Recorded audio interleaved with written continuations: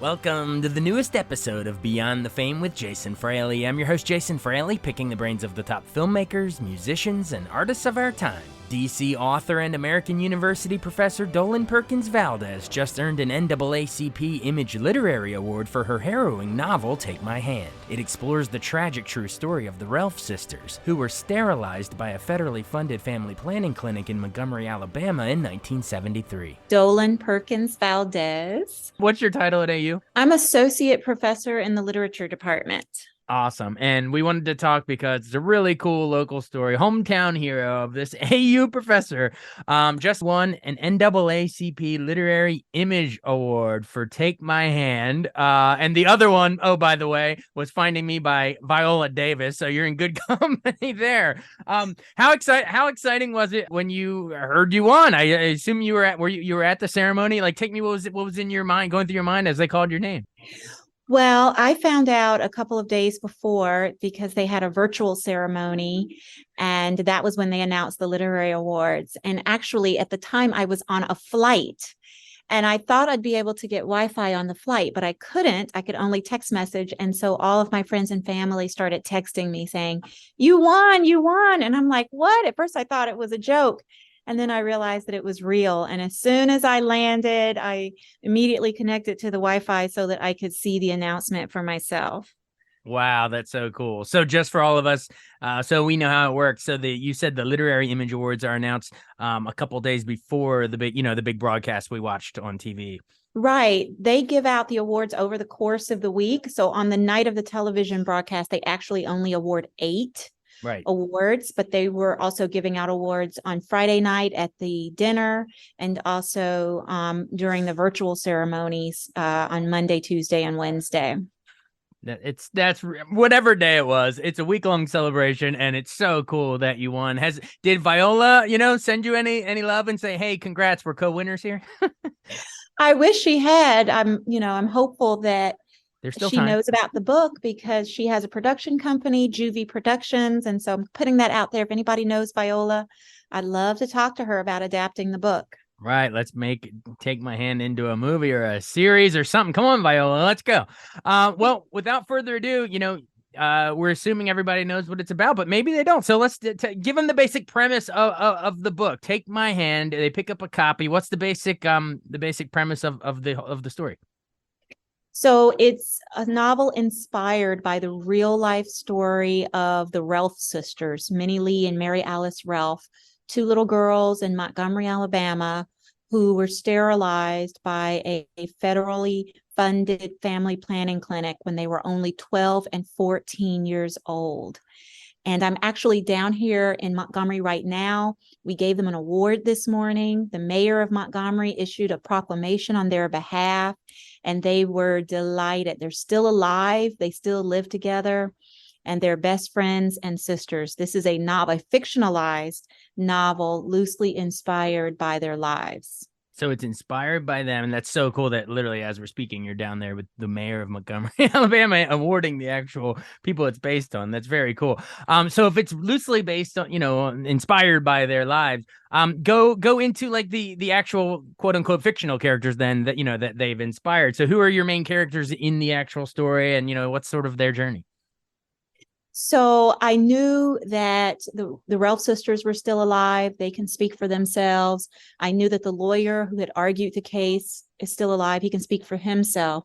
But what I couldn't find were the names of the women who worked at that clinic. And so I was very intrigued by who that would have been. My main character, Sybil Townsend, is a nurse who works at the Montgomery Family Planning Clinic, and the Relf sisters are her patients when this happens. So I use this novel as a way to ask and answer my own questions about how did we as a society and we as individuals allow something like this to happen? And how did the nurses live with themselves in the aftermath of that? Wow. And it's tricky because I don't want to spoil the read for anybody, but I want to make sure that I get enough, info and background on it. So at least according to the summary online, it's a Black nurse in post-segregation Alabama who blows the whistle on a terrible injustice done to the patients. Are we allowed to go into what the injustice is, or is that going to spoil the book?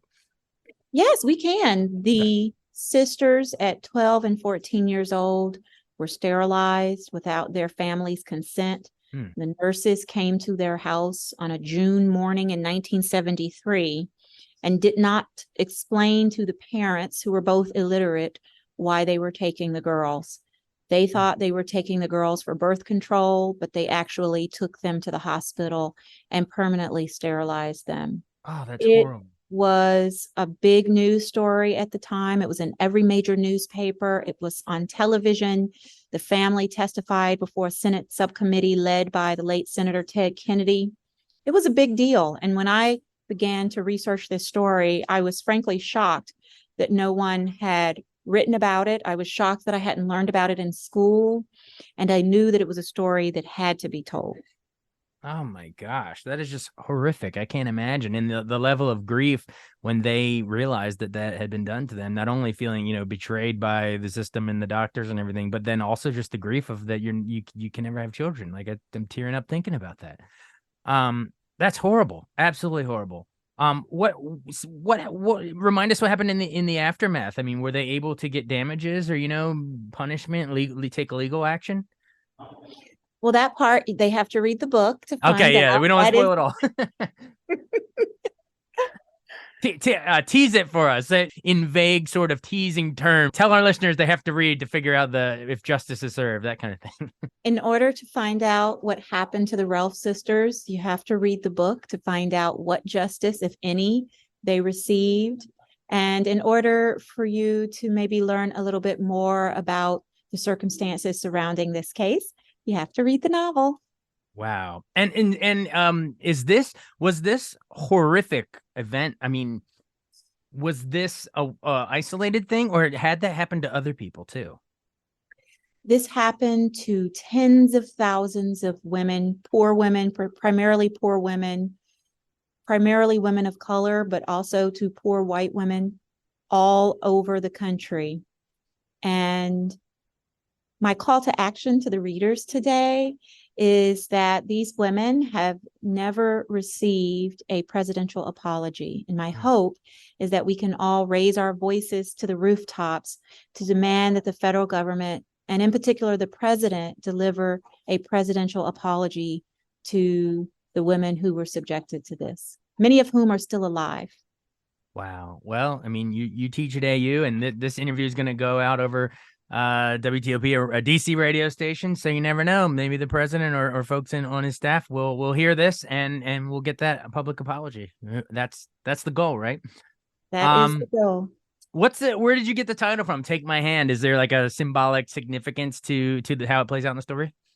The title comes from the gospel song, Precious Lord, Take My Hand, written by Thomas Dorsey. And it was reportedly Martin Luther King Jr.'s favorite song. They say that his last words before he was assassinated on the balcony of the Lorraine Motel in Memphis were to his musician, Ben, make sure you play Precious Lord, Take My Hand tonight, and play it real pretty. So I knew when I heard my publicist actually suggest this title, I knew it was perfect. It captures this post-civil rights moment. It captures the South. It captures the faith of the African-American community. And I knew that this was the perfect title for the book. Wow, that gave me goosebumps. Wow. Well, we encourage everyone to pick up a copy and check it out. When did it publish? It was last year, last April. Yes, it published in hardcover in April of 2022, and it comes out in paperback April 2023. So I hope everyone will pre-order the paperback. Oh, sounds great. All right. Well, I have plenty to work with in terms of, what the book is about, the backstory, the real life people, all that stuff. But let's end by, a question or two. End by, tell us a little bit more about yourself. Where did you grow up? How did you make your way to AU? I'm originally from Memphis, Tennessee, so I am a Southerner by birth and by culture. I live in DC now. I've been at American University for about 8 years. I teach in the creative writing program there. DC is my home now, and it's where I live with my family, and I love it. Awesome. Yeah. Well, shout out to AU. That was where I went and got my master's there. So I two AU alums here, I guess. Go Eagles. Go Eagles, right? Well, I also got to say go Terps. That's my undergrad. I can't slight either one of them. Very cool. Yeah, I mean, I guess just how much of a joy is it to work at AU? Your colleagues, the students. Why do you think it's such a great, vibrant, diverse, international kind of place to teach? One of the things I love about American University is the diversity of its student body, both geographically, culturally. We have amazing students. I used to be the program director for the Frederick Douglass Distinguished Scholars, which is our premier scholarship program.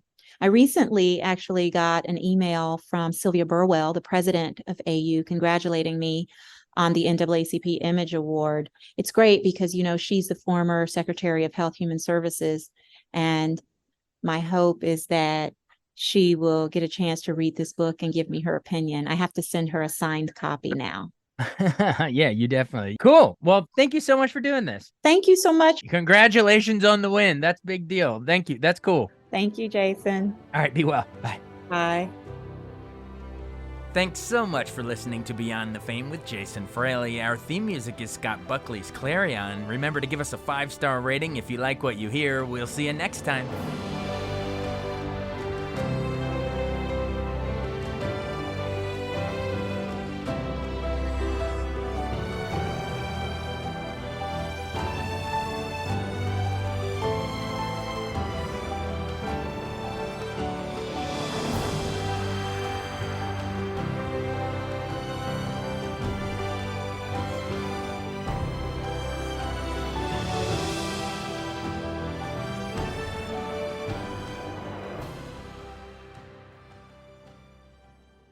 I wanted to take a second to tell you about an app I really enjoy. Living in the DC area is great, and Podcast DC gathers all of the local shows that I like all in one local app. Health, sports, local news, politics, and so much more. Podcast DC is the new local app with hundreds of DC area podcasts to choose from. I can earn exciting rewards just for listening and share the podcasts I love instantly. Available in the App Store or in Google Play, listen local with Podcast DC.